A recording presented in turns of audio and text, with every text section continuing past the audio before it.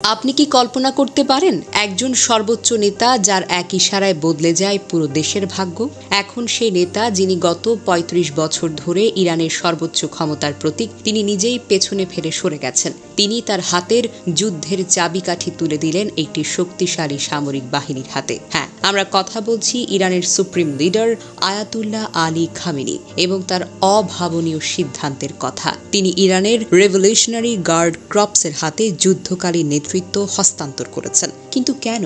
এর পেছনে কি গভীর কৌশল লুকিয়ে আছে? এই গল্প শুনলে আপনি হয়তো অবাক হবেন। ইরানের ভূ রাজনৈতিক অঙ্গনে এই পদক্ষেপ যেন একটি বজ্রপাত। খামেনি, যিনি ইরানের রাজনৈতিক ও ধর্মীয় ক্ষমতার শীর্ষে, তিনি কেন এমন একটি সিদ্ধান্ত নিলেন? এর পেছনে রয়েছে একাধিক গভীর কারণ, যা শুধু ইরান নয়, পুরো মধ্যপ্রাচ্যের ভবিষ্যৎকেও প্রভাবিত করতে পারে। প্রথম কারণটি হলো বিমান হামলা ও টার্গেট কিলিং এর ভয়। ইসরায়েল ও যুক্তরাষ্ট্র বারবার বলে আসছে খামেনি তাদের জন্য একটি সহজ টার্গেট। তারা এমনভাবে দাবি করেছে, আমরা জানি খামেনি কোথায় আছেন। এই হুমকির মুখে যদি খামেনি হঠাৎ নিহত হয়ে যান, তাহলে ইরানের পুরো রাষ্ট্রযন্ত্র পঙ্গু হয়ে যেতে পারে। এই বিপর্যয় এড়াতে খামেনি আগেভাগে ক্ষমতা হস্তান্তর করেছেন, যেন যুদ্ধকালীন পরিস্থিতি দেশের নিয়ন্ত্রণকে অটুট রাখে। আইআরজিসি কেবল একটি সামরিক বাহিনী নয়, এটি হলো ইরানের শিরদাঁড়া। এই বাহিনী শুধু যুদ্ধক্ষেত্রেই নয়, ইরানের অর্থনীতি, পররাষ্ট্রনীতি,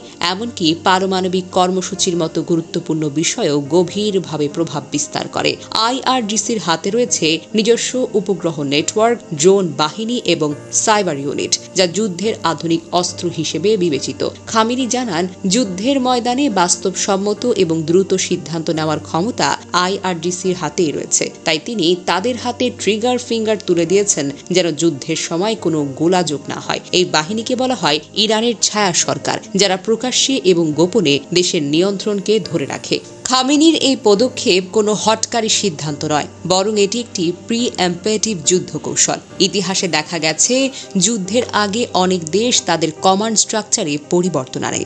কিন্তু কেন? কারণ যুদ্ধ মানেই অপ্রত্যাশিত মৃত্যু, বিশৃঙ্খলা আর নেতৃত্বের ভাঙন। খামেনি এই সম্ভাবনা আগেই ধরে ফেলেছেন। তিনি নিশ্চিত করে বলেছেন, যদি তার কিছু ঘটে তাহলে ইরানের নিয়ন্ত্রণ অক্ষত থাকবে। এই কৌশল ইসরায়েল ও যুক্তরাষ্ট্রের মতো দেশেও ব্যবহৃত হয়, যেখানে যুদ্ধ শুরুর আগেই ব্যাকআপ কমান্ড তৈরি করা হয়। খামেনির এই পদক্ষেপ তাই শুধু ক্ষমতার হস্তান্তর নয়, বরং এটি একটি মাস্টার স্ট্রোক। এদিকে খামেনিকে সরিয়ে নেওয়া হয়েছে লাবিজান বাংকারে, যেটি একসময় ইরানের গোপন পারমাণবিক গবেষণাগার ছিল বলে দাবি করেছে সিআইএ এবং মোসাদ, এবং এই বাংকার পরিণত হয়েছে একটি মোবাইল কমান্ড সেন্টারে, যেখান থেকে যুদ্ধকালীন সিদ্ধান্ত নেওয়া হবে। এছাড়া আইআরজিসি এর নিজস্ব উপগ্রহ নেটওয়ার্ক, ড্রোন বাহিনী এবং সাইবার ইউনিট এখন বিশ্বের সবচেয়ে উন্নত অস্ত্র শস্ত্রের মধ্যে গণ্য হচ্ছে। এই শক্তির উপর ভর করে আইআরজিসি ইরানকে যুদ্ধের ময়দানে অপ্রতিরোধ করে তুলতে প্রস্তুত। তবে খামেনির এই পদক্ষেপ আমাদেরকে একটি গুরুত্বপূর্ণ শিক্ষা দেয়। যুদ্ধ শুরু হয় বন্দুকের ট্রিগার টেনে নয়, বরং নেতৃত্বের মুঠো বদল দিয়ে। তিনি জানেন, যদি একটি বোমা তাকে থামিয়ে দেয়, তাহলে ইরান থেমে যাবে না। এই নিশ্চয়তা তৈরি করতেই তিনি আইআরজিসির হাতে ক্ষমতা তুলে দিয়েছেন। এটি শুধু একটি রাজনৈতিক সিদ্ধান্ত নয়, বরং একটি আধ্যাত্মিক নেতার বাস্তববাদী যুদ্ধচিত্র। খামেনি একই সঙ্গে নীতির মানুষ এবং কৌশলের রাজা।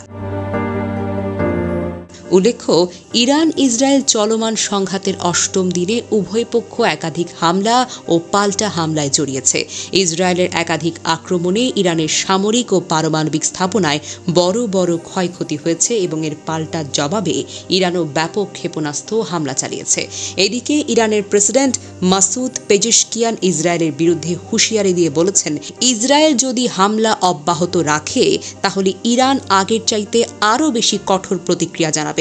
ইরানি সংবাদ মাধ্যমে প্রকাশিত এক বিবৃতিতে তিনি বলেন, আমরা সবসময় শান্তি ও স্থিতিশীলতার পথ অনুসরণ করেছি, কিন্তু বর্তমান পরিস্থিতিতে শান্তি কেবল তখনই সম্ভব যখন জায়ানবাদীরা সন্ত্রাসী আগ্রাসন বন্ধ রাখবে এবং স্থায়ীভাবে তা বন্ধ রাখার গ্যারান্টি দিবে।